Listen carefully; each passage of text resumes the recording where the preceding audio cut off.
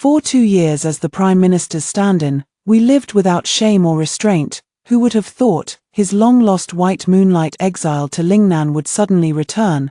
That very night, the Prime Minister came to my room in the dark, just as I was climbing through the window in my nightclothes. He took one look at me and showed an expression that said, "I knew it. I knew you'd run as soon as you heard the news. That's how it's always written in the storybooks." I scratched the back of my head and let out a silly chuckle, too embarrassed to tell him that I planned to disguise myself as the White Moonlight to assassinate the Emperor, just to have her exiled once more. Hello, everyone. Welcome to my channel. Subscribe us to read wonderful stories every day. Now, the story begins. The first time I met Fu Wangji, I felt an overwhelming desire to possess this man. Not only did he achieve the highest rank among civil officials at a young age, but he also possessed an ethereal, otherworldly beauty. Standing among a crowd of balding, overweight, and greasy court officials, good heavens, he shone like a flawless piece of green jade. Such an exceptional man. If he wasn't mine, then whose could he possibly be? But I never expected that every single woman in the capital would think the exact same damn thing. You should know, there's an unwritten rule in the capital: noble daughters must marry powerful ministers. For marrying beneath one's station brings shame to the family. This leads noble daughters to strive desperately to marry a man who is both powerful and handsome, thereby avoiding the tragic fate of being wed to some balding or obese man for political alliance. With so many monks and so little meat, the competition is fierce. Truth be told, I didn't need to be in such a hurry originally. At 28, with food and drink aplenty, one doesn't necessarily need a man to get by. But my father, Censor Song, happens to be a rigidly incorruptible stickler to the bone. Every day he practically wears the word integrity on his forehead, making it convenient for him to fearlessly submit memorials impeaching high-ranking officials. This results in his sole expectation for a son-in-law being poverty. Being poor means you don't engage in corruption or take bribes. Being poor means you have no stains on your record and nothing to fear.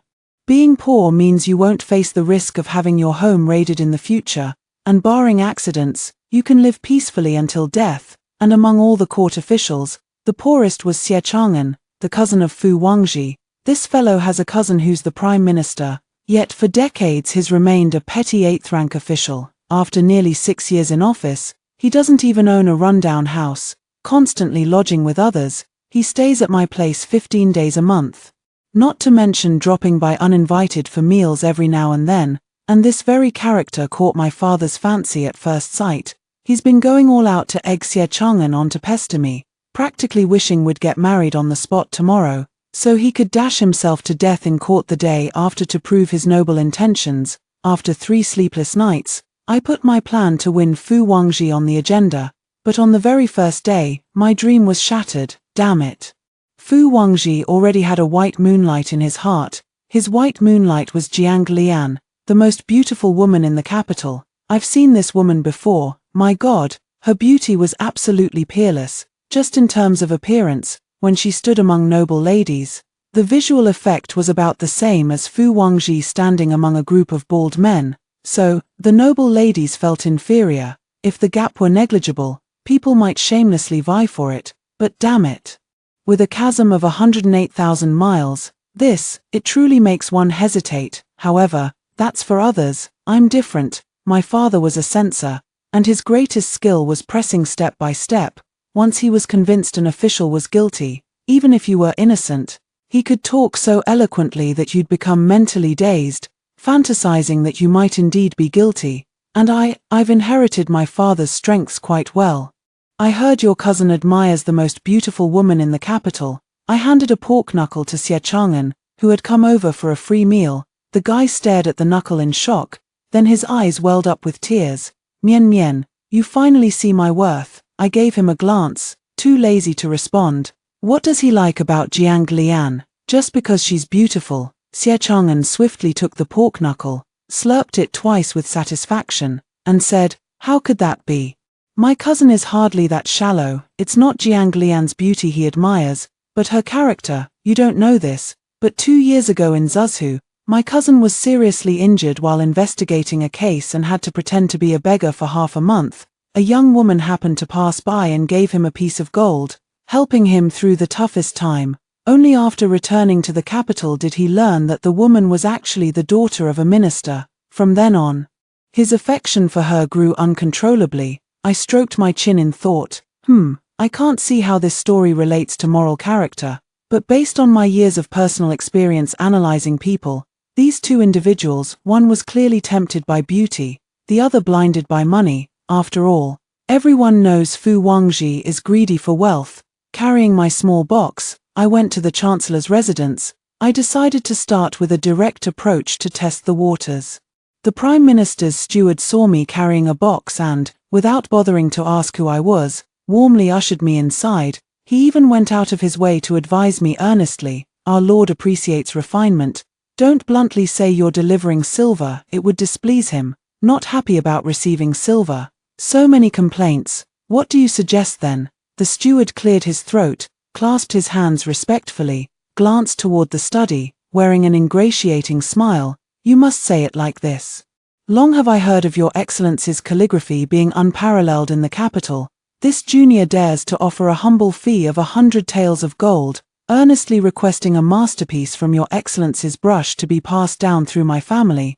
Holy shit, 100 gold taels." I turned around and walked away with the box in my arms. "I'm not sending you off. I don't have that much silver. 100 gold pieces. I couldn't get 100 gold pieces even if I sold my father." The butler was startled at first, then rushed forward, blocking my path. "You foolish girl. Why are you so impulsive? Tell me, are things at home really that urgent?" My father did indeed bring up the marriage with Xie Chang'an every now and then. The other day while drinking, I even insisted that Xie Chang'an should stop staying elsewhere and just settle comfortably at our place, promising that my father would support him financially when attending court sessions. If I hadn't stomped hard on Xie Chang'an's foot, that fool would have agreed without hesitation. "It is rather urgent, then it's settled." The butler laughed cheerfully, though he didn't look like a good person. "Young lady, it's clear you've never given gifts before. Tell you what, give me 20 taels, and I'll put in a good word for you." I turned to leave again, and the butler clicked his tongue, asking for a favor, yet so quick-tempered. 2 taels of silver, that's my final offer."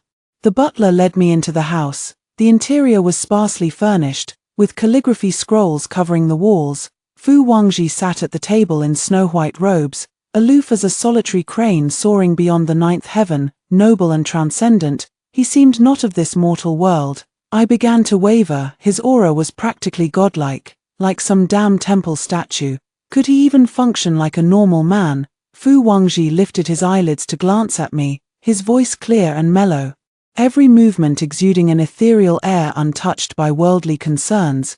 "Are you seeking calligraphy, sir?" I swallowed hard. Can't deny it. He was downright delectable to look at. I handed over the box. "What's the price for hiring someone?" Fu Wangji glanced at the small chest and said nonchalantly, "Just fill it up.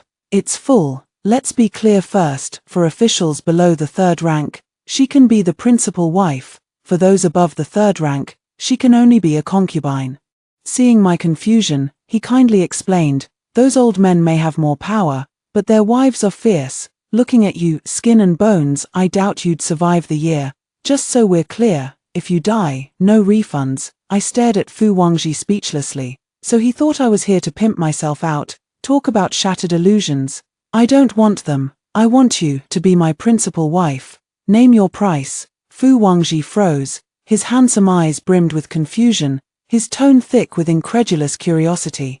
"Miss, what standing do you have to dare ask for me? The last one who said they wanted me was the current princess. Is your father also the emperor?" I chuckled honestly and said, "My father is a censor, Song the censor." I nodded. Fu Wangji's face darkened as he pushed the box back. "Get out." "Why?" Fu Wangji let out a cold snort, his eyebrows slightly raised.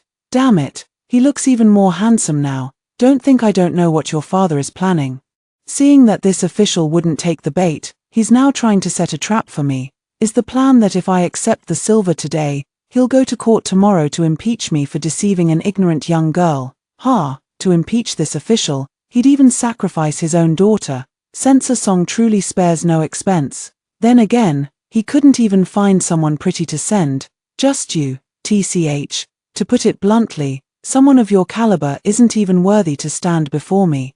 Even if I pretended not to see it, I couldn't deny the genuine contempt in Fu Wangji's eyes. He genuinely despised me from the bottom of his heart. Go home and persuade your father more when you have time. At his age, wouldn't it be better to enjoy his remaining years in peace? Why must he seek death? The housekeeper chased me out with a broom, along with my small suitcase. The Prime Minister's servant even swiftly hung up a signboard, which read, "No entry for women of the Song family and dogs." After being rejected by Fu Wangji, I was heartbroken. How could he call me ugly? I wouldn't have been so hurt even if he'd called me poor. When heartbroken, I need to balance my unhealthy emotions, so I grabbed my little box and ran to the street to donate silver. Only 200 taels in profit this month. The tailor shop owner sighed. Our clothes are priced high, and only Miss Jiang never haggles over prices. But lately, for some reason, she hasn't been coming to the shop to pick out clothes. I stuffed the banknotes into a small box and listlessly walked into the jewelry shop next door. Only 150 taels this month. The jewelry shop owner was even more frustrated than I was. Who knows what's going on with the Jiang family? They usually call us to deliver new pieces at the start of the month, but now it's already month end and still no word. I gloomily made my way to the jade shop next. Young mistress, this month's earnings are a bit meager. Please don't take it to heart. I looked at the thin stack of silver notes. Also because of the Jiang family, the jade shop owner glanced around cautiously before leaning in close to whisper in my ear. I heard, something happened to the Jiang family. Minister Jiang was detained in the Ministry of Justice for interrogation last month, though he was released. The Jiangs have been keeping an unusually low profile recently. They've even stopped sending their monthly deliveries of antiques and jade to the Prime Minister's residence. Stopped, lost in thought, I tucked the silver notes into a small case, exited the shop, and turned right toward the pawnbrokers. The pawnbroker's expression was completely different from those of the previous merchants. He ran over excitedly, ushering me inside with the same jubilant reverence as a eunuch assisting the Empress Dowager. Miss Boss, great news. Steward Jiang pawned a batch of unredeemable items, all rare treasures with no market price. I drove the price way down. We're making a killing this time, at least this much. The pawn shop owner shook all 10 fingers fiercely in front of my face. Inside the vault, an entire wall was lined with antique vases, jade artifacts, and even a red coral nearly 20 feet wide. My eyes instantly lit up. I wasn't even that sad anymore. What are men? This lady's got money, all pawned from the Jiang family. The shopkeeper nodded vigorously. Holy moly, the Jiang family is heading for trouble. Sure enough, within about 3 days, disaster struck the Jiang household. Their entire estate was ransacked, even the dog holes were thoroughly dug up. A crowd of onlookers packed the street outside, including Xie Chang'an and myself. Look, how upright my cousin is, these days. Which official wouldn't avoid the Jiang family for fear of being implicated? Yet he alone actually came personally to see Miss Jiang off. Such friendship. Sob, sob, munching on melon seeds. I leaned forward to look. Fu Wangji stood gracefully amidst the clamoring crowd, clad in a fitted purple robe. Before him stood Jiang Lian, weeping pitifully. Why are you dressed so festively? Xie Chang'an wiped the tears from the corner of his eye. My cousin is particular about these things. The more critical the moment, the more he insists on wearing festive colors. He's hoping the Jiang family will have a turn of good fortune, that Miss Jiang can return to the capital soon to marry him. How devoted he is. A melon seed cracked and fell from his lips. Where did she go? Exiled. I heard the imperial concubines love lychees, and said Miss Jiang has good taste. They exiled her to Lingnan to pick lychees for them personally. Damn it, what crime did the Jiang family commit? With her gone, who's going to take care of my shop's business? Over there. Jiang Lian was already on the verge of fainting from tears. She clung desperately to Fu Wangji's wide purple sleeve, begging him over and over to save her. Fu Wangji played along perfectly, gently patting Jiang Lian's hand in a tone I'd never heard from him before. He softly reassured her. Don't worry, I'll work behind the scenes. Just focus on picking lychees, 2 acres a day will do. Don't exhaust yourself, and wait for my news.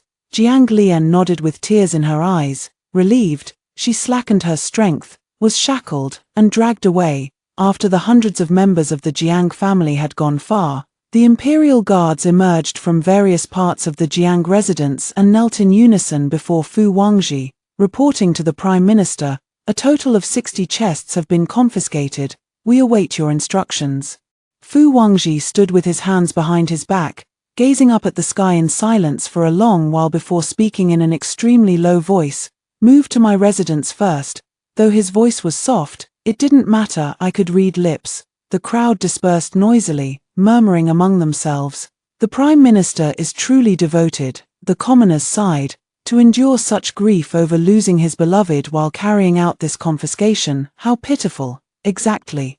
Everyone knows how much the Prime Minister adores Miss Jiang. When the envoys from Yu State sought her hand in marriage, His Majesty was about to issue the decree, but the Prime Minister risked his life to stop it, and yet, Minister Jiang was so useless, he ended up ruining his own daughter. Absolutely. Look how heartbroken the Prime Minister is. He's been standing there motionless for ages. Let's all disperse now, don't disturb his grief. No wonder Fu Wangji couldn't bear to let go. Jiang Lian was truly beautiful. Not only did the envoy from the Yu Kingdom take a liking to her at first sight back then, but even the most favored imperial concubine held her in high regard, once intending to marry her off to her own second prince. If Jiang Lian and Fu Wangji hadn't disregarded propriety, she would have surely entered the prince's residence by now. For a moment, I even felt a bit sorry for Fu Wangji, seeing the meat at your lips fly away. Who wouldn't be upset? That evening, unprecedentedly, my father actually had dinner with me. In my memory, my father had always been very busy. When my mother was still alive, he would only gather with us during the New Year's Eve dinner. Today's quite unusual. Mian Mian. Have you heard about the Jiang family? I hummed in response and took a sip of soup. My father has always been stern, likely due to his position as a censor, rarely cracking a smile or showing amusement, but now, he actually smiled at me and even served me several bites of meat dishes. These past 2 years, His Majesty's health has been declining, and with the eldest prince passing early, the court has become turbulent over the issue of succession, with factions secretly maneuvering for their own interests. As the head of the censorate, father has a duty to share the emperor's burdens, so he's been busier and paid less attention to you. You don't blame me, do you? Of course not. You're my father, how could I blame you? That's good. Your father knows you're a filial and obedient child. We seldom talked much in daily life, and with just these few words, the conversation trailed off. When he fell silent, I kept my head down and ate my meal, feeling it was all rather dull. I was about to get up and leave when my father spoke again. Mian Mian, the struggle for the throne is at a critical juncture now, although the second prince is more popular. The noble consort's maternal family can't compare to the sixth prince's. We've received the noble consort's support for many years, and you're a grateful child, aren't you? A surge of blood rushed to my head, fury like a caged beast thrashing in my chest, nearly breaking free, but I knew the time wasn't right yet. So I replied with a sweet smile, with His Majesty's favor and protection, does the noble consort even need our family's support? My father's face suddenly darkened. His bamboo chopsticks gripped so tightly in his hand that his knuckles turned white, his eyes gradually clouding with anger. He said in a low voice, His Majesty is the Son of Heaven. Even if he shows favoritism, it must not be apparent to outsiders. The more grace and favor one receives, the more one must be cautious in words and deeds, lest it give rise to gossip and lead to private interests overriding public duty. All these years, how the noble consort has treated you, you know it well. Your mother passed early, and the noble consort, out of pity, has treated you as her own daughter. If the second prince becomes crown prince, your future will be secure. You're no longer a child. You should understand this in your heart. The candle flame flickered in the slight breeze, casting shifting shadows across my father's face, making his expression appear alternately light and dark. My own daughter. Then tell me, father, if we're neither relatives nor friends of the noble consort, and you're merely a court official, why would she treat me as her own daughter? Bang! My father suddenly rose to his feet and slammed his fist violently onto the desk. The soup spilled all over the table. Look at your wild and crazy behavior. I've been too indulgent with you all these years. Which is why you dare to say anything now. Song Mian Mian, Marriage is decided by parental orders and matchmakers' words. Tomorrow I'll have Chang'an come to our residence to discuss your marriage. You'll marry whether you want to or not.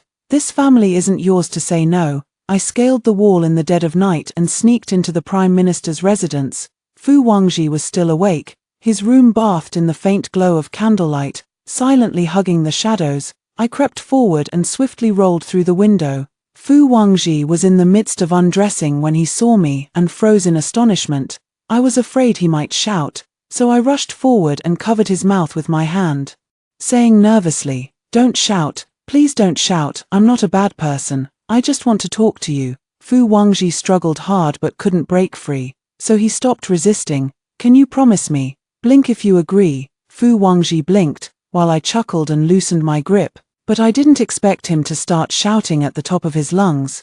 "Help, is everyone dead?" In my excitement, I reached out to grab him and accidentally grasped something, with just one grasp.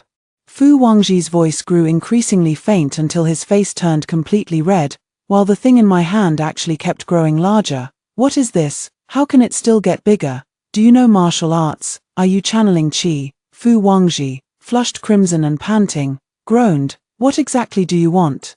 Spit it out." I made some vague sounds of acknowledgement and pushed him onto a stool, afraid he might scream. I kept holding on to that thing, not daring to let go. "Lord Fu, I've heard many families have been trying to arrange marriages for you recently, forcing you to dodge and hide after court sessions. I know your heart belongs only to Miss Jiang, waiting faithfully for her return. How about this? Let's pretend to be a couple. I won't ask you to actually marry me. Just pretend with me for 2 years, and when the time comes, I'll leave on my own. What do you say?" Fu Wangji's Adam's apple bobbed as his breathing grew increasingly rapid, his body rising and falling with each labored breath. Puzzled, I stepped closer and pressed my hand against his forehead. "Lord Fu, what's wrong with you? Are you ill? Why are you breathing so heavily?" Somehow, Fu Wangji seemed to be breathing even harder. I lowered my head and realized my chest was right over his face. Oh dear, I was blocking his air. I quickly pulled back, moving a bit too abruptly. Fu Wangji let out a muffled groan, and the thing in his hand actually twitched. "Oh my god, what's this? Why is it jumping?" I've always been good with my hands, so my other free hand immediately went to tug at Fu Wangji's clothes. And then, Fu Wangji grabbed hold of me. "Don't don't move, let go first, let me catch my breath, then do you promise me?" I didn't dare let go, firstly because getting here hadn't been easy, and if I left now, getting into the Chancellor's residence again would be even harder. Secondly, if I let go, what if he started shouting, "I'm a young lady, do you think I have no dignity to maintain?" Fu Wangji closed his eyes, his face flushed, took a deep breath, and then opened them again, the corners of his eyes shimmering with a faint red. "Damn, he's so good looking. I agree, now let go, really, I don't believe you." Fu Wangji took a deep breath, his dark eyes churning with emotion, and gritted his teeth as he said, "Then tell me, what will it take for you to believe me? Write me a pledge." Fu Wangji clenched his jaw. "Fine." Fu Wangji's handwriting was truly beautiful if only he didn't tremble every few strokes. Every time he trembled, my heart ached for those ruined characters, and with that ache, I couldn't help but tighten my grip. Fu Wangji trembled even more violently. And after the time it takes for a stick of incense to burn, the contract was finally scrawled to completion.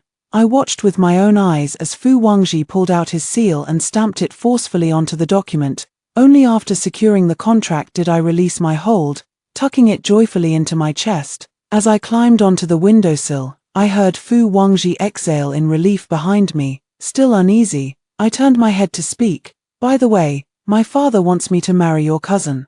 You've got to find a way to help me refuse." Fu Wangji had been lowering his head needing that thing, but upon hearing my voice, he suddenly looked up and fiercely pointed at the window, shouting, get out now, TSK, such a temper, not very immortal-like anymore." The next day, my father indeed called Xie Chang'an to discuss the marriage. With just a few words exchanged between the two, the marriage was settled. It didn't feel like discussing a marriage, more like haggling over goods. The date was set for 2 months later. Xie Chang'an didn't have much silver, so all the wedding arrangements were left to my father to handle.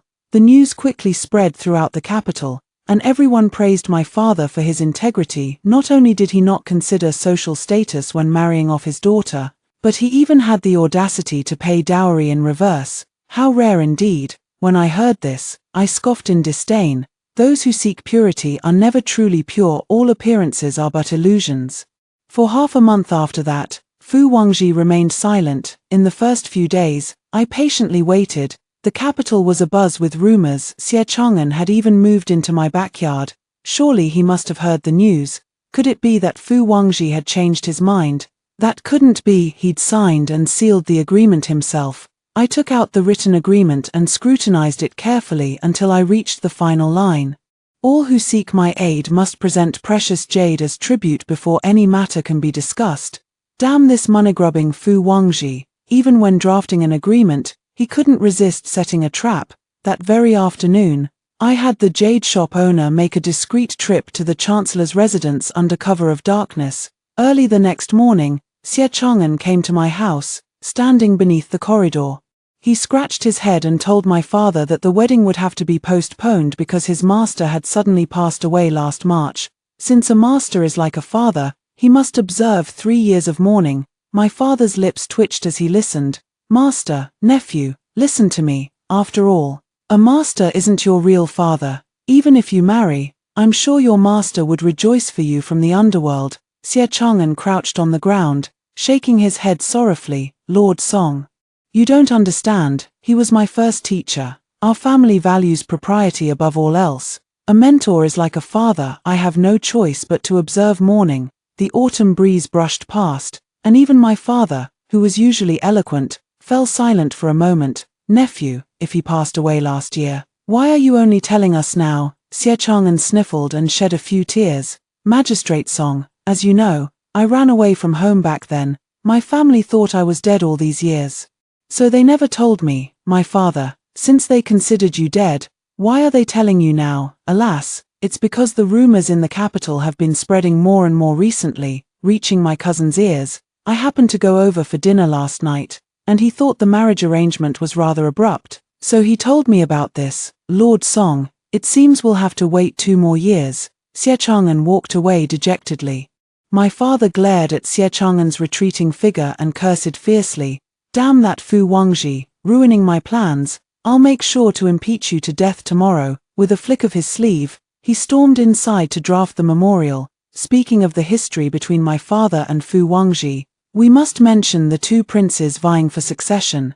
In our dynasty, the crown prince has always been chosen based on primogeniture and legitimate birth. Indeed, the empress bore His Majesty a legitimate eldest son, yet fate intervened when at age 5, this eldest prince saved his 3-year-old younger brother from wild dogs, suffering a bite to his waist. Though the imperial physicians treated him intensively for days and initially deemed him unharmed, months later the first prince began crawling and howling like a rabid dog, biting anyone he saw and eating raw flesh, plunging the entire palace into terror. The imperial astronomers observed celestial phenomena at night and declared that the eldest prince was the reincarnation of a vicious dog. If allowed to grow to adulthood, he would bring about the nation's ruin. The emperor genuinely adored his eldest prince, taking him everywhere since childhood. Barring unforeseen circumstances, he was certain to be named crown prince. Yet, because of the imperial astronomer's prophecy, my father led a group of court officials to kneel in the imperial court for 3 days, pleading with His Majesty to eradicate this ominous threat. Overcome with profound grief, the emperor ultimately ordered his trusted eunuch Limi to strangle the eldest prince in his chambers on the night of the full moon. From then on, the empress fell into decline and secluded herself to worship Buddha, while the noble consort became the highest-ranking concubine in the imperial harem, assisting in managing the 6 palaces. No one knew whether it was due to the harem's poor feng shui or because the reincarnation of an evil dog had brought misfortune upon the palace. The imperial princes died one after another, leaving the concubines in constant fear and anxiety. Looking across the entire palace, only the noble consort and consort Kang, beloved by His Majesty, were fortunate enough to have their young princes thrive under the protection of the imperial aura. As the princes grew older and His Majesty's health declined, Court officials began dividing into two factions supporting the establishment of a crown prince. One faction backed the imperial consort, believing the second prince possessed both virtue and talent, being the eldest among the princes, and thus should be named heir apparent. The only criticism was that the imperial consort's family merely held a third-rank position, still tending horses in the court of imperial stud, clearly not of noble enough status. The other faction supported consort Kang, arguing that although the sixth prince was young, his grandfather had served as the previous prime minister, a man of both civil and military prowess who rendered extraordinary service to our dynasty. Following the principle that a tiger father won't sire a dog son, how could this child grow up to be anything but extraordinary? Although consort Kang was not as favored as the noble consort, she had served the emperor diligently in the inner palace all these years without any fault, earning a reputation for virtue and wisdom. In contrast to the noble consort, who relied on her beauty to please the emperor, nearly half of the court officials, led by Fu Wangji, were inclined to support the sixth prince. On this basis, the two factions frequently engaged in heated arguments at court, often to the point of irreconcilable conflict. During the most intense confrontation, my father became so furious that he took off his shoe. If Fu Wangji hadn't dodged quickly, that shoe would have definitely hit him in the face. While the two factions fought and quarreled, the emperor remained utterly unperturbed. You say he wants to support the second prince, yet he keeps bringing the sixth prince to the imperial study every few days. You say he wants to support the sixth prince, yet he indulges the noble consort in forming factions for the second prince at court. All one can say is, royal affairs are complicated indeed, but I never expected this complexity would soon drag me into its midst. On the night of consort Kang's birthday banquet, with fragmented moonlight and cool weather, I went to bed early, but in the middle of the night, I dreamed of a huge rock crushing my chest and woke up suffocating. Upon waking, it was even worse. Fu Wangji was staring at me with bloodshot eyes like a wild beast. "What are you doing?" Fu Wangji covered my mouth with his hand, shaking his head as he struggled to maintain his composure. "Didn't I help you with your affair with Chang'an?" I nodded. "Then shouldn't you repay me? But I already gave you that vase. It cost over 100 taels. But considering my troubles weren't completely resolved yet and I might still need Fu Wangji's help later, I wisely nodded in agreement. When under someone else's roof, one must bow their head. Fu Wangji seemed satisfied. He covered my mouth with his hand, lowered his head, and nuzzled against my forehead. "You wanted to see it last time, didn't you? How about I show you today? What are you looking at?" Noticing my confusion, Fu Wangji lowered himself slightly. "Oh, that stick." Out of curiosity, I recklessly nodded my head. Fu Wangji was delighted. While tugging at my clothes, he didn't forget to explain to me, "This matter is actually your father's fault drugging me." Ha! Thinking he could ruin my reputation by throwing some random woman at me. In his dreams, before I could inquire further about the drugging incident, Fu Wangji pounced on me like a rabid dog. It was really gnawing. Biting and gnawing, it hurt so much I grimaced in pain. Such an ethereal figure, yet he tore my clothes. If he hadn't been drugged, I would have fought him for sure. But this thought only lasted until we were both naked. Though I couldn't see clearly, my gut told me that Fu Wangji's touch was truly exquisite. And then, Fu Wangji, I'll kill you sooner or later. Fu Wangji was already out of his mind. Finding me too noisy, he roughly silenced me with his mouth, clutching me as we rolled from the headboard to the foot of the bed, then from the foot of the bed to the floor, rolling back and forth. He tumbled half the night. Fu Wangji's people sent a letter early in the morning. Fu Wangji didn't avoid me, pulling it out to read at once. The letter stated that last night, a eunuch helped Fu Wangji into the room, and later a woman entered. The woman's steps were unsteady. She must have been drugged too. "Do you know who that woman is?" I lay weakly sprawled across the bed, but my mind was racing. "The imperial consort." Fu Wangji laughed. "Then tell me, why did your father drug both of us?" "Probably to have a backup plan, based on my understanding of the current situation. Fu Wangji is the biggest stumbling block on the second prince's path to the throne. If Fu Wangji had slept with the imperial consort last night, then with this leverage in hand, he would have no choice but to switch sides and stand with the consort. After all, even with his audacity, he wouldn't dare to openly spread such a scandal. even if he was drugged, the emperor would never tolerate him. Secondly, if Fu Wangji had enough resolve to escalate the matter, the emperor would conduct a thorough investigation in the palace, which would inevitably reveal that the consort had also been drugged. Once the matter implicated the consort, the emperor would surely investigate to the end. The eunuch who escorted Fu Wangji and the consort into the chamber would then become a witness to testify against Consort Kang. As for the reputation of the noble consort, whether for His Majesty's own sake or for the second prince, the final outcome would inevitably be to hush up the matter and suppress all rumors. In any case, for the noble consort, this is an excellent opportunity to eliminate a serious threat. At most, all she might lose is His Majesty's favor, but how many more days can the current emperor live anyway? You know the imperial consort well, and, Fu Wangji lifted my chin, you actually showed no reaction at all when your father did such things to you. I expressionlessly turned my face away. I had already experienced this kind of thing once when I was very young. It's just that my father thought I had forgotten. No one knew that my father had been in love with the imperial concubine for years. If her father hadn't grown tired of raising horses and wanted to trade his daughter for a better future, my father would have long since taken the imperial concubine and lived freely together. After entering the palace, the imperial concubine quickly won the emperor's favor because she knew how to act coquettishly and was beautiful. In the second year, she gave birth to the second prince. My father's career failed to take off, and his love life was equally disappointing. Depressed all day long, muddling through life without a shred of joy, it was the noble consort who found him first, pouring out her lingering affection and encouraging my father to pull himself together. Helping the second prince ascend the throne. At that time, the empress was at the height of her power, backed by the Duke of Zhenghua. Compared to her, the noble consort was nothing more than a fart.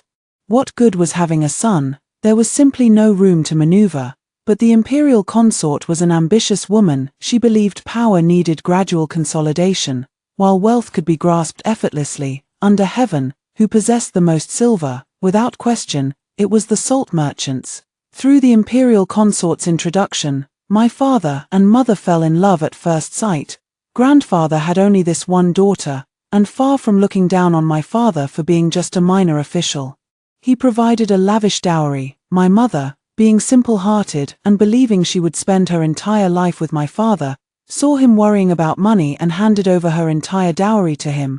With that substantial dowry, my father curried favor at court, formed factions, and even secretly raised troops thousands of miles away. Thanks to that silver, the imperial concubine fought her first brilliant counterattack, with dozens of officials jointly petitioning the throne. She was directly elevated from beauty to consort. Meanwhile, my father spent entire days and nights staying overnight at his government office, failing to return home even on the night my mother gave birth to me due to his overwhelming official duties. To console my mother, the imperial concubine frequently invited her into the palace to chat, always bestowing gifts upon her departure.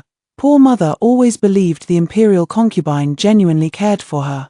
That illusion persisted until I turned 4, when my mother carried me into the palace once more.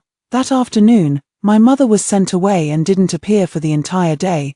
I still remember the expression on noble consort's face at that time. She held me in her arms, playing with my little hands, and said with a smile, "Mian Mian, do you know, your father is about to be promoted? Are you happy?" I didn't know what a promotion meant. I only knew my mother hadn't returned yet.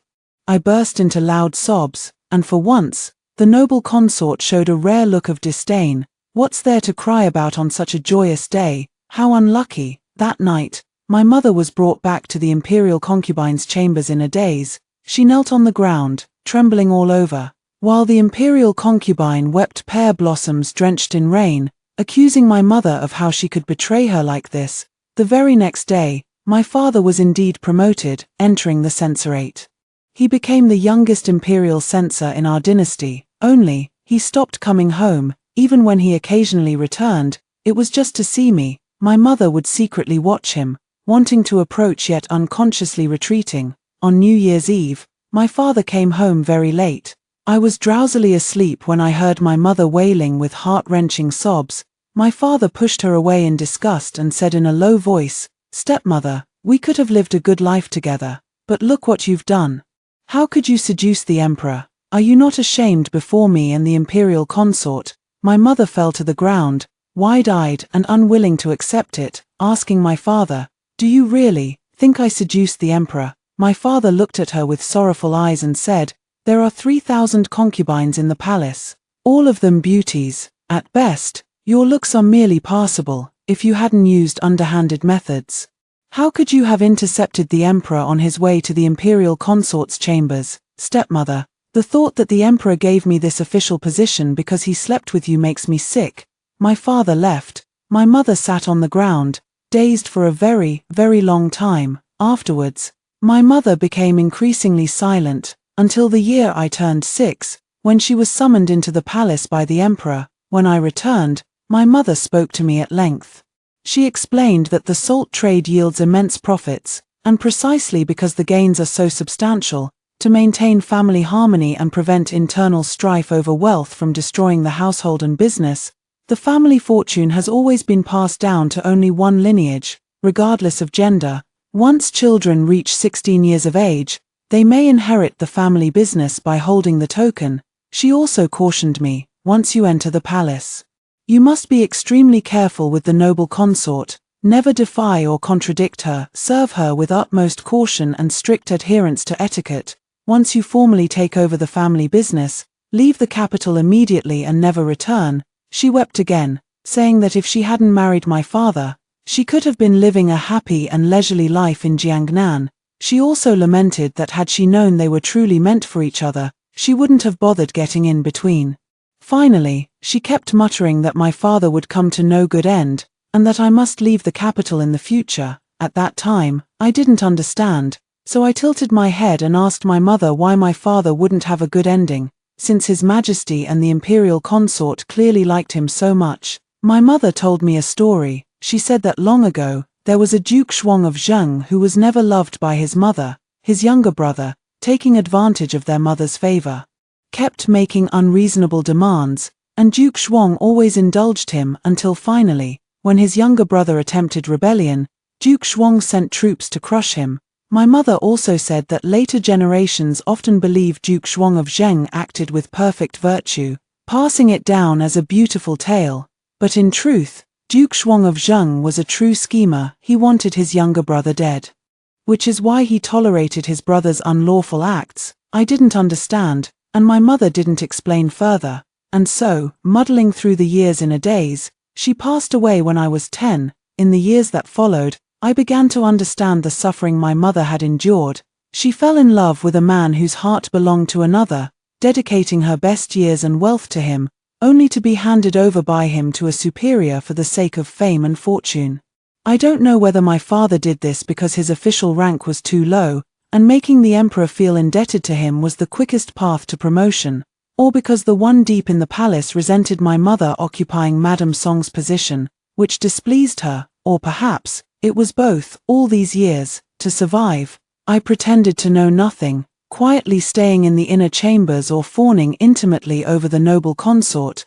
I've endured year after year, always telling myself, "It's almost there, almost there." You're saying, if the 6th prince ascends the throne, you'll spend 1,000 taels of silver annually to raise troops. Fu Wangji didn't look at me with disdain as he used to, perhaps because we'd slept together. He just affectionately ruffled my hair. His gaze was as if looking at a mentally deficient fool. "Silly child, how dare you dream so big? Stop dreaming and sleep peacefully. I must go to the palace." I knew Fu Wangji wouldn't believe me, so I sat up angrily. "My grandfather is Lu Xiao, the foremost salt merchant." Fu Wangji's hands paused as he dressed.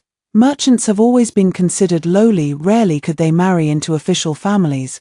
Back then, my father feared ridicule, so he only told others he had married a village girl. No one in the capital knew my mother was actually the only daughter of Lu Xiao, the notorious salt smuggler. "You say it's true, but I don't believe you." I knew he wouldn't believe me.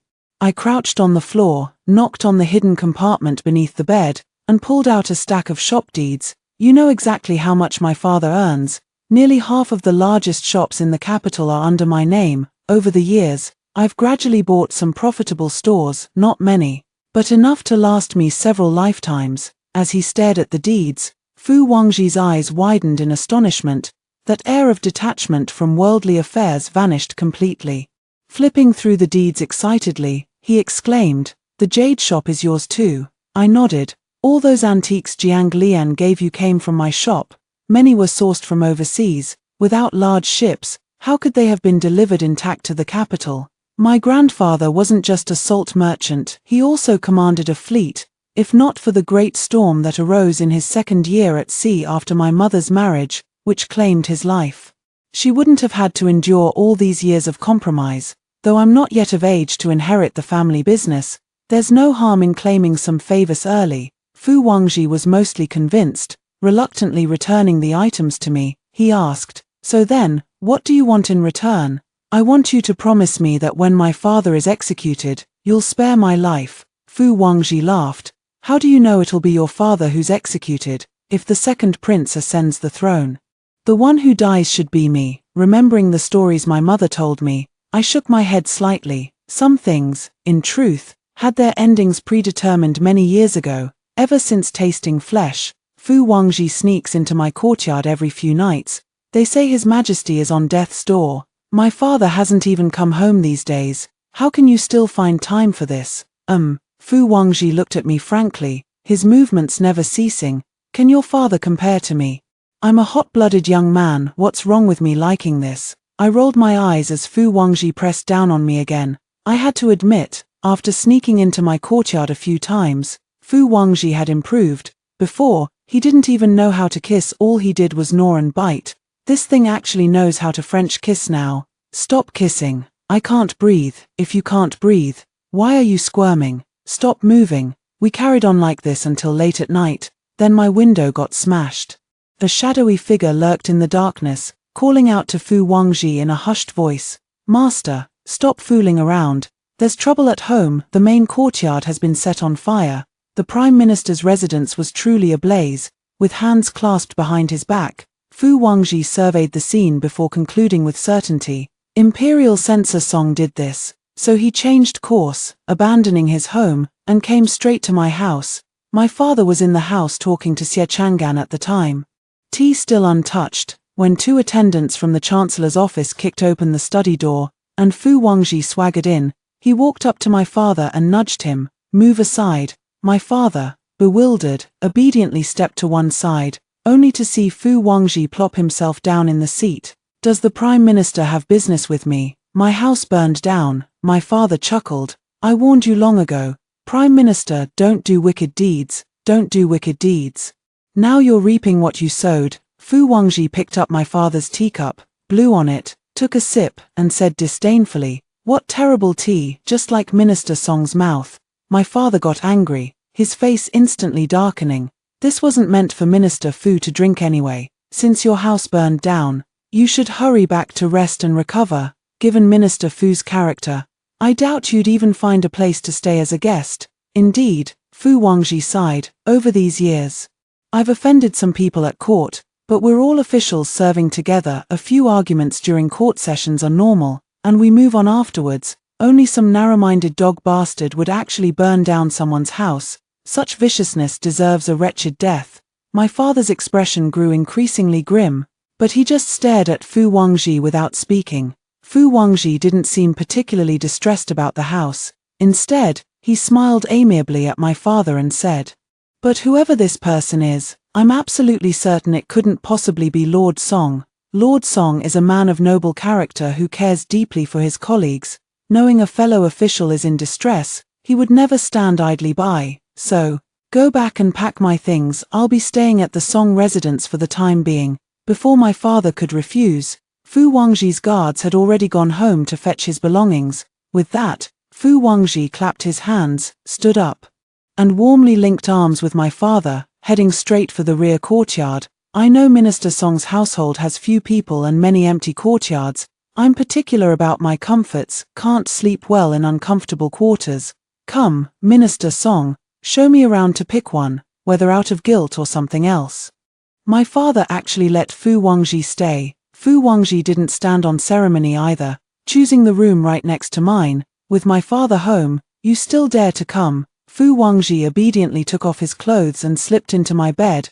After half a month without this, Fu Wangji was rather excited. He'll leave soon. How did you know? Your father, such a worrier. Now that His Majesty could drop dead any moment, he has to be on standby constantly, ready at any time to receive the decree announcing the second prince's ascension to the throne before the imperial coffin.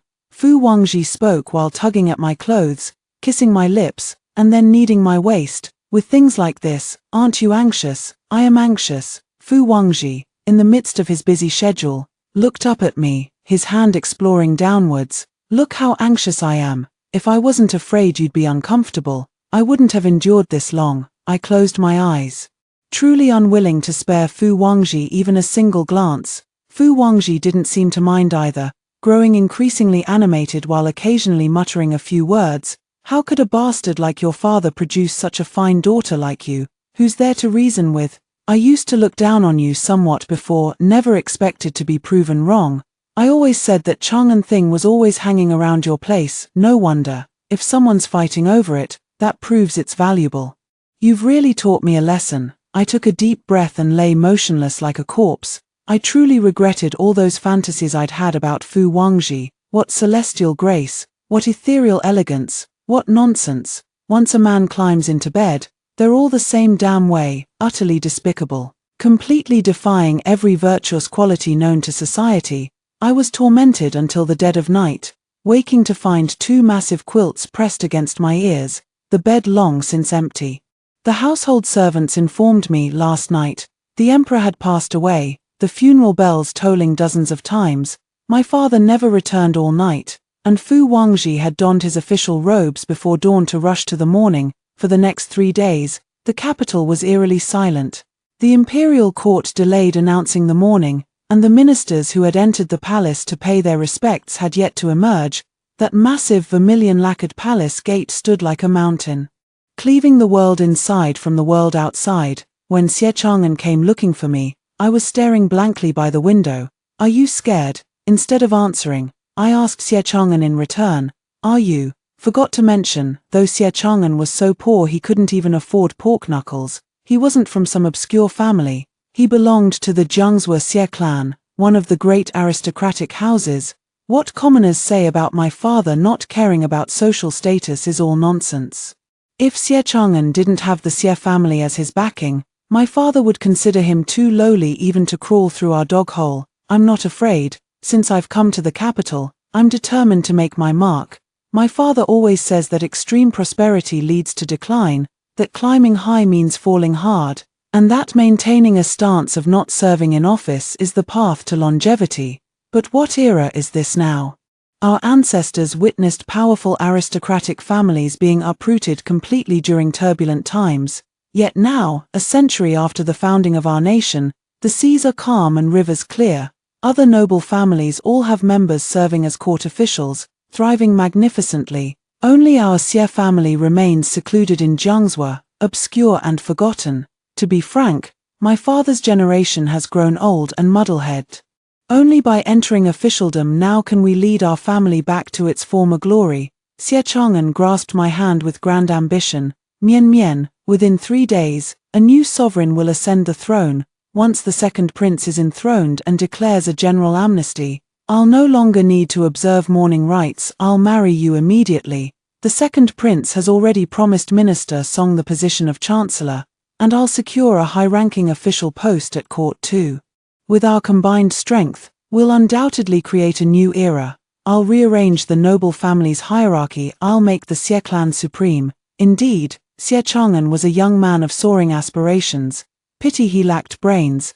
Did it never occur to you that the sixth prince might ascend the throne? Xie Chang'an froze, clearly confident in his own assumptions. Impossible. How could you say such a thing? If the sixth prince takes power, none of us will survive.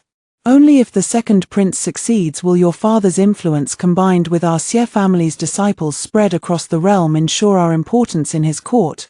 I snorted coldly and said disdainfully, is this how you tricked my father? But I've heard that the Xie family has strict rules. Any member of the Xie family is strictly forbidden from accepting imperial appointments. Those who violate this rule will be expelled from the family and erased from the clan register. Even if the second prince ascends the throne, the Xie family won't be at your disposal. Xie Chang'an rubbed my head and chuckled. Mian Mian, you're still thinking too simply, rules or no rules. If I were useless, they'd naturally erase my name, but if I gain power, do you really think the Xie family's backbone would be that rigid? As long as I can lead the clan to the top, they'd willingly follow me. All these years, I've kept a low profile. Working as a minor 8th rank official in the court, do you think I lacked the ability to climb higher? I was just afraid of drawing the Xie family's attention, which would hinder my efforts to lobby for the second prince in secret. Now that the great undertaking is about to be accomplished, just you wait, the Xie family will soon come begging for me to return and acknowledge my roots. I couldn't be bothered to listen to Xie Chang'an's bragging any longer. I've always believed that in a hierarchical society, the relentless pursuit of climbing the social ladder shouldn't be scorned. As small players in this game, without the ability to rise to the top in one leap or more life paths to choose from, isn't moving forward slowly through endurance and compromise also a form of resilience? But for ungrateful scum like Xie Chang'an, born into aristocracy, despising aristocracy, yet ultimately clinging to aristocracy, exchanging even a single word with him would be disgraceful. 3 more days passed.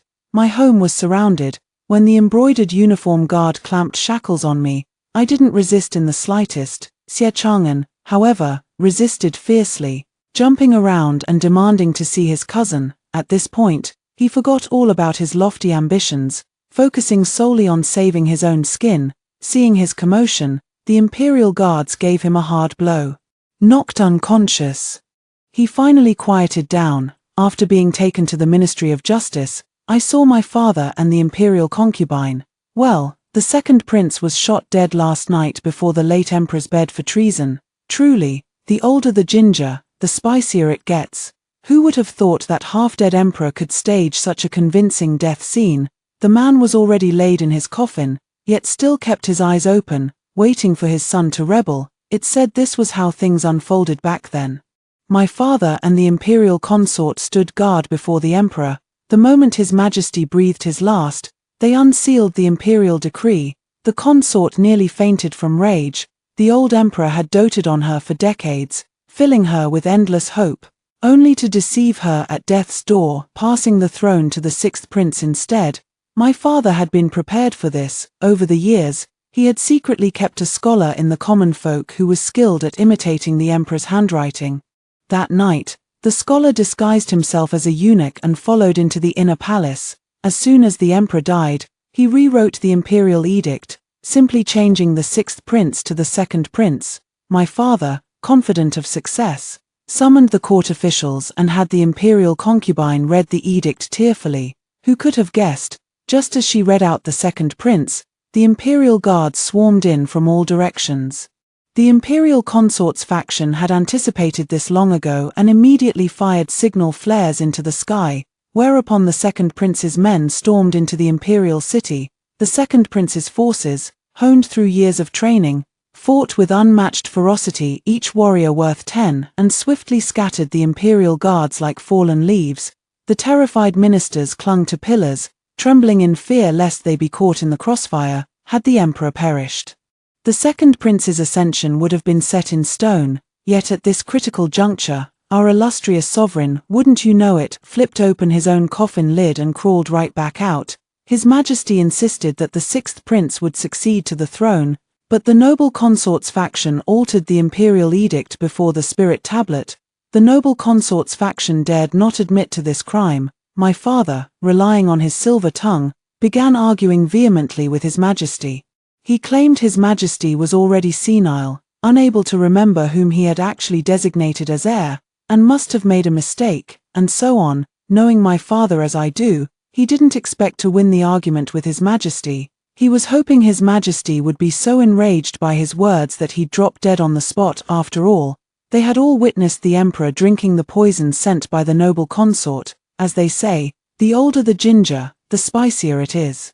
His Majesty wasn't serious about it anyway, he was just buying time, and so, with each trading words, an incense stick's worth of time passed. Hey, Fu Wangji and the 6th prince have brought troops into the palace to quell the rebellion. No wonder they say villains always die from talking too much. Lord Song, do you plead guilty? Fu Wangji sat gracefully in his chair, his demeanor and posture so ethereal he might as well have been an immortal.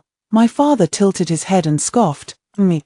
You bastard, do what you will, kill me, slice me up, the victor becomes king, the loser a bandit. This old man has no complaints, you're quite the tough one, aren't you? It doesn't matter if you, an old geezer, die, but what about your daughter, she's just come of age." My father glanced at me, expressionless. "Since she's my daughter, if her old man isn't afraid to die, neither is she." "Oh," Fu Wangji stroked his thumb ring, "Song Mian Mian.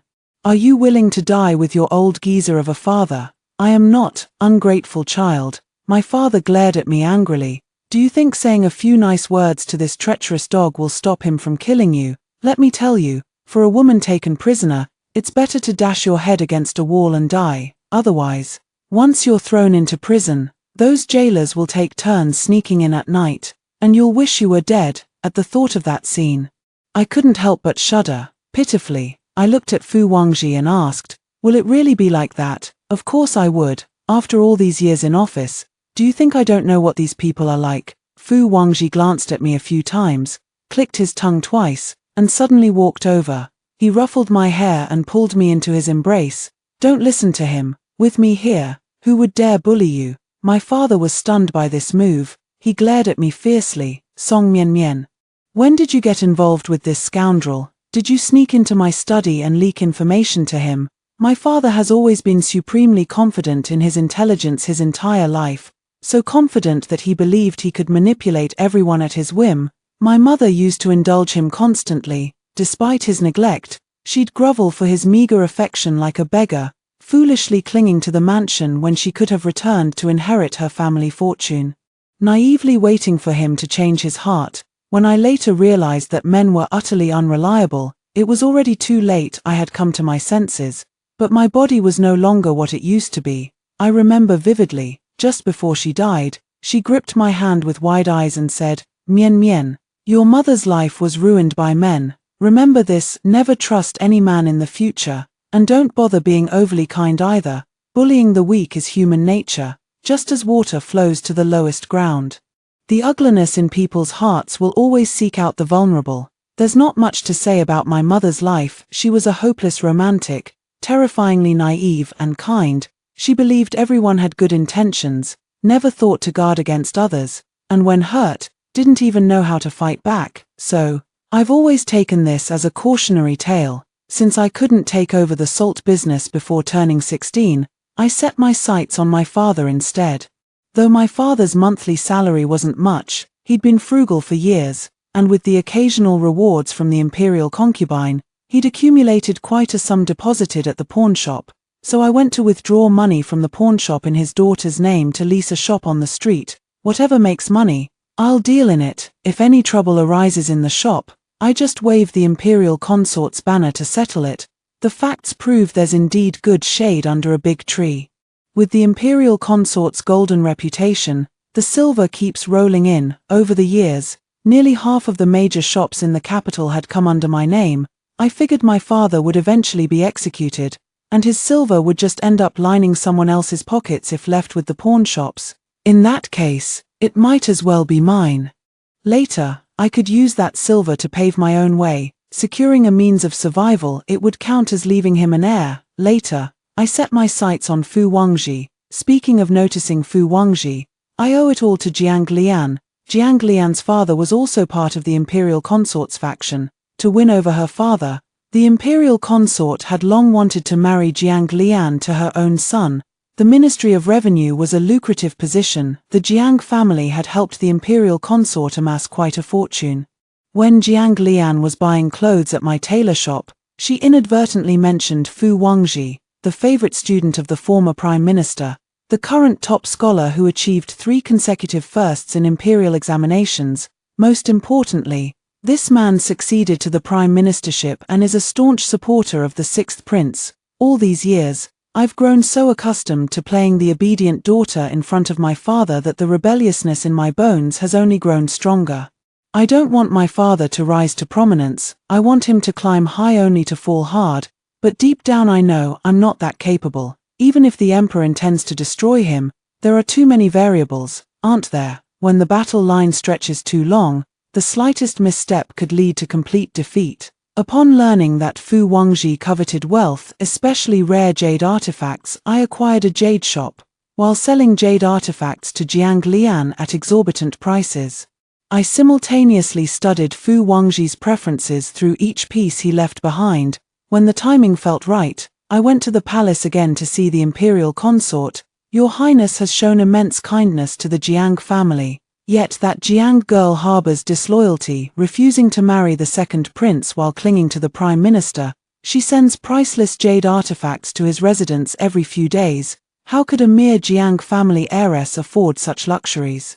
Surely Minister Jiang is hedging his bets, preparing an escape route. Nothing terrifies contenders for the throne more than betrayal, especially since the noble consort is a woman. Her suspicion runs much deeper than any man's. Her face darkened instantly upon hearing this. She grasped my hand and said, "Good child, thank you for telling me. Go and claim your reward." Thanks to Jiang Lian, I gained another 1,000 taels of gold. Truthfully, I didn't originally need to deal with the Jiang family.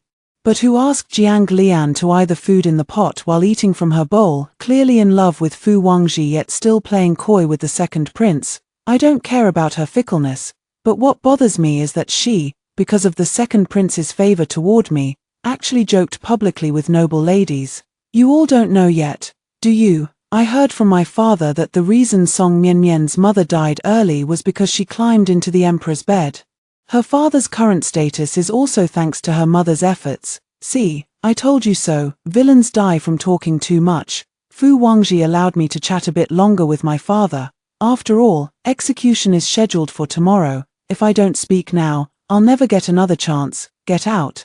I've got nothing to say to a beast like you. I smiled but didn't enter, choosing to sit outside the cell instead. I was afraid that after hearing what I had to say, he might rush out and strangle me. So I found myself a safe spot beforehand. "Father, do you still remember my mother?" My father closed his eyes, unmoved. "Dad, do you know, all these years, I've actually hated Mom quite a bit. I hated her for being so weak. She could have used so many ways to kill you all, yet she chose to die herself. Dad, don't you think she was stupid too?" My father remained motionless, as if he hadn't heard. "Father, did you know, once, the imperial consort summoned my mother to the palace. My mother held me and waited under the scorching sun for 2 hours, nearly fainting from the heat. Where were you?" Genuinely a good man. Not only does he treat me to delicious food and drinks, but he also warms the bed for me at night. Afterwards, he even helps me bathe. This level of service is truly unmatched. During moments of passion, he's even mentioned that he'd marry me anytime if I'm willing. Although it would have been comfortable, I didn't agree. My mother was right. I'd sooner believe I'm Qin Shi Huang than believe there are truly good men in this world.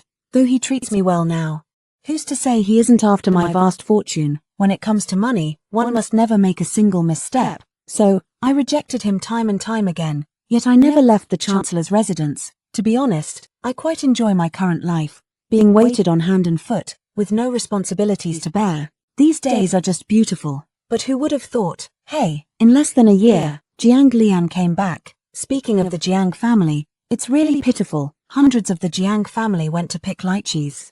And whether it was the lychees being poisonous or what, they all died out there in that place. The guard's letter came, saying only Jiang Lian was tough as nails. No matter how they tried to get rid of her, she just wouldn't die. No one knew what the new emperor was thinking. But he actually believed Fu Wangji's claim about being obsessed with his unattainable love. With a grand wave of his hand, he declared that Jiang Lian had nothing to do with the past events and pardoned her. And so, in less than half a month, Jiang Lian came swaying back in a horse-drawn carriage. The first thing she did upon returning was to rush to the government office to corner Fu Wangji. I heard from the servants in the mansion that Jiang Lian had fainted from crying several times, only to be revived by Fu Wangji pinching her philtrum. How pitiful! It made my teeth itch with anger. The new emperor was just meddling in others' affairs. Fu Wangji and I were living a perfectly happy life. What business was it of his? As if he's the only one who knows how to be considerate. So that very night, I put on my nightclothes and climbed over the wall, intending to make a trip to the palace. Damn it. Turns out you can only rely on yourself to care for yourself. Others are never dependable. I haven't had enough time with Fu Wangji yet. I must drive Jiang Lian away. Who knows if spending too much time together might rekindle old feelings between them. The thought terrifies me so much I dare not dwell on it. Just as I was about to climb through the window, Fu Wangji entered the courtyard. With his hands clasped behind his back, still clad in white robes, he walked under the moonlight, ethereal as an immortal. I knew you'd try to run. Good thing I've seen the sketchbook, or I'd have to go through the trouble of finding you. What a hassle. I chuckled sheepishly, too embarrassed to tell him that I planned to assassinate the new emperor tonight and frame Jiang Lian for it. Fu Wangji took my hand and led me inside, pressing me onto the bed with utmost seriousness. Don't worry, there's nothing between me and Miss Jiang. I don't believe it, really. I'm not lying. Our relationship is purely transactional, clean as money can be. Fu Wangji told me that the assassination attempt on him years ago was orchestrated by the Jiang family. Otherwise, how could Jiang Lian have appeared so conveniently, handing him a piece of gold? That was a piece of gold. After all, even a fool wouldn't squander wealth like this. Clever as Fu Wangji was, thinking to play the long game for bigger gains, he pocketed the gold, he indulged in food and drink along the way, and upon returning to the capital, he coincidentally met Jiang Lian again. Everything was proceeding exactly as the Jiang family had planned. The Jiang family's reasoning was simple. Either kill Fu Wangji to eliminate the threat once and for all, or make sure this man would serve their purposes. Jiang Lian had initially approached Fu Wangji with calculated intentions, but never expected him to be so hard to win over. He accepted every gift she sent, yet never responded. So she doubled down, sending all sorts of fine things to the Chancellor's residence. Anything valuable was dispatched without hesitation. But as the gifts kept flowing, the fish remained unmoved. While the angler herself was pulled into the river by the very catch she sought. As for Fu Wangji, he refused nothing, operating on the principle that if she dared send, he would take. He amassed a treasury full of rare treasures. But I remember one time, you secretly hugged the vase Jiang Lian gave you and sighed. Dare you say you weren't thinking of her? Fu Wangji sighed, his face full of sorrow. I do miss her. You don't understand. Since she went to pick lychees, no one has ever sent me so many precious gifts month after month. Those were originally ill-gotten gains squeezed from the people, rather than spending them on the Jiang family and the imperial concubine. Don't you think it's more reasonable to spend them on me? I looked at Fu Wangji and nodded seriously. That does sound reasonable. But why does everyone say you're infatuated with her? Fu Wangji gave an O and asked, how do you feel every month when Jiang Lian comes to your shop to buy things? Excited, thrilled, feeling like silver is waving at me. Exactly, that's how I feel too. The moment I see her, I get excited and thrilled, because my treasury is about to gain another treasure. I took a deep breath. I always said Fu Wangji was heartless. That girl poured her heart out to him. Yet he only fell for the material things. Not marrying him was indeed the right choice. Considering we'd made quite a sum off Jiang Lian and Fu Wangji clearly had no intention of rekindling their past, we spent another peaceful year together. On the night of the Mid-Autumn Festival, Fu Wangji and I shared a reunion dinner, then tumbled in bed till midnight. In the dead of night, I kissed his forehead. She ran away. I boarded a sedan chair I had arranged in advance and traveled south. Half a month later, I arrived in Jiangnan, smoothly found the organization, and began trading in salt. Years later, the business grew larger and larger, even attracting the attention of the imperial family, who summoned me to the capital for detailed discussions. I'm a straightforward person. After all these years apart, I believed Fu Wangji must have married and started his own family. Even if he saw me, he wouldn't pester me, so I went with peace of mind. I spoke with the new emperor for 2 hours and finalized the salt supply business for the inner palace. The new emperor treated me with great kindness, warmly holding my hand to thank me for the annual donations of silver and goods to the military, even insisting that I stay for dinner that evening. Then, I saw Fu Wangji again. After years apart, he was still dressed in white, looking like an immortal. I was drooling with desire, but remembering he was already married, I sucked it back in. Fu Wangji condescended to come toast me, and I congratulated him with a smile. Are you married now? Which girl is it? Are you happy? Fu Wangji's face turned red, looking somewhat aggrieved. He hiccuped pitifully and said, if I get married, will you still sleep with me? I shook my head and also hiccuped appropriately. That won't do. I'm a wealthy person. I don't engage in such things. Fu Wangji looked even more aggrieved. Seizing a moment when no one was watching, he grabbed my small hand. How could you be so heartless? All these years you never came back. I've kept all those shops in perfect order for you, made piles and piles of money, just waiting for you to come spend it. Now in the depths of winter, the palace's underfloor heating burned steadily, the snow charcoal crackled in the braziers, and thick holly incense smoldered in the beast-shaped burners. Wispy trails of fragrant smoke made this moment feel exceptionally still. Why keep them for me? When I left the deeds with you, it meant I was giving them to you. You know how vast my family's fortunes are. We've no lack for such petty silver. Fu Wangji's nose twitched, tears welling up in his eyes. How could you be so heartless? Didn't you miss me at all? Do you know how much I've missed you? You left just like that, leaving me nothing to remember you by. I searched every corner of the storeroom and only found that vase you gave me. I've been holding it every night. Summer was bearable, but in winter I'd always wake up freezing. Song Mian Mian, I got so used to holding you. I truly can't sleep well without you. I hiccuped again, though somewhat drunk. I'd never felt more sober, because I'm a wealthy man now. You wouldn't be coveting my family fortune, would you? Fu Wangji let out a long alcoholic belch before putting on a stern face. I can draft you a document stating I won't take a single coin of your inheritance. I only want you as a person, though my monthly salary isn't much. With frugal living, it's enough. Jiang Lian, after all these years, you still haven't made her yours. Fu Wangji took my hand and pointed at a guard standing watch in the distance. Did you see him? They got married the summer before last. What about others? Do you have any concubines at home? Come back with me and you'll find out. Here, the snow makes the path slippery. Let me carry you and we'll go slowly. The end dash.